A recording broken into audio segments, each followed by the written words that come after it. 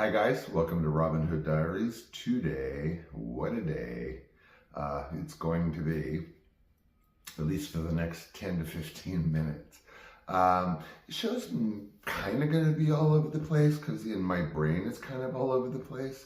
And it got triggered, tonight's show, I like swapped out at the last minute because I got triggered by something. I thought, well, why not talk about it, right? I don't get embarrassed. I don't feel ashamed for anything I did, and I'm dead honest with all y'all. Like I've told you, if you think of anything I'm hiding, please contact me so I can do a show about it, because it's just something I forgot. So, I was first of all thinking about bravery.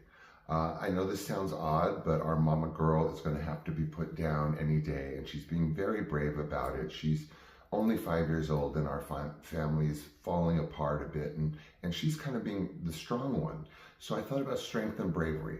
Then, I know, my brain like dovetails very strangely. I started flipping through a copy of a book that was I know you guys, my favorite book in 7th grade was by Judith Rosner, and it was called Looking for Mr. Goodbar. They made it into a film with Diane Keaton. Again, I, at 12 years old, read that book. I must have read it 3 times. It's much more extensive than the film. It first of all spans more years. So in the beginning, when Diane Keaton is supposed to be young in 1973, 1974, and then it jumps to like 78, she kind of doesn't look like, as young as she should be. Her Catholic upbringing becomes a big part of it. A lot of it goes deeper into a lot of things. So that's why I was madly in love with the book. My favorite other book at 12 was Myra Breckinridge. Maybe we'll do a show about that. So, content of Looking for Mr. Goodbar is she breaks away from her Catholic upbringing. She's a teacher. She has an affair with a professor, and this is the sexual revolution going on here in the mid to late 70s. So she moves out, becomes liberated. Then she takes it way too far. Eventually she starts just kind of doing any guy, older guys. She even starts to take money from them, like she was a sex worker, as kind of a gag. So of course we all know the tragic, horrifying ending of that book. If you don't, I can't spoil it for you.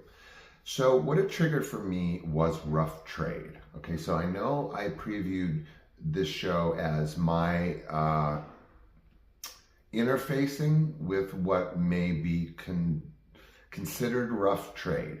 Now, when I say rough trade in certain circles and certain communities, that doesn't mean S&M or anything like that. It doesn't mean that you get tossed around. It means that usually, again, this is just usuallys, that it is straight guys, oftentimes, sketchy, for lack of a better word, much better word, guys that, not that I'm not making any judgments, I'm just stating the facts as I know them. Ones that may have been incarcerated, ones that are, I don't know really, rough and tumble, often straight or straight acting, often closeted, often not really comfortable with being closeted. Again, that sort of leans towards the ending of Looking for Mr. Goodbar, which I can't spoil for you. Maybe I already have. So my experience with what I have now outlined as rough trade, sort of try to kind of blend that in with my stories. So I had this lost year, right, in 91, but I hate to admit this, but this was earlier than that.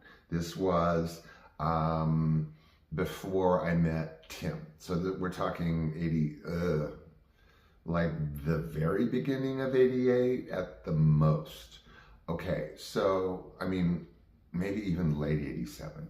So I was going through this sort of, lost period, both before Tim and then, of course, after Tim and John. I was just, you've heard this, I've done shows about it. So I fell into a very lonely place again for the first time before the next time, where again, like I've described, unaccounted for time for Sean at certain ages in and around being a young man was not a good thing.